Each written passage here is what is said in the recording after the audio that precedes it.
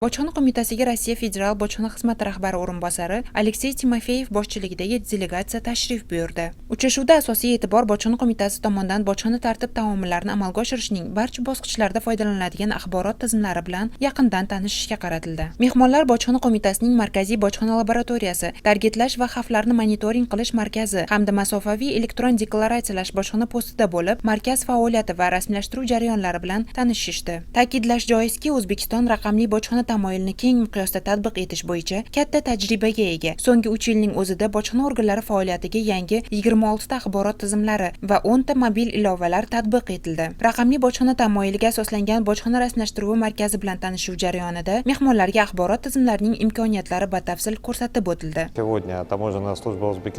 O'zbekiston bojxona sohasida dunyoning eng ilg'or davlatlari qatoriga kirdi deb hech ikkilanmasdan ayta olaman.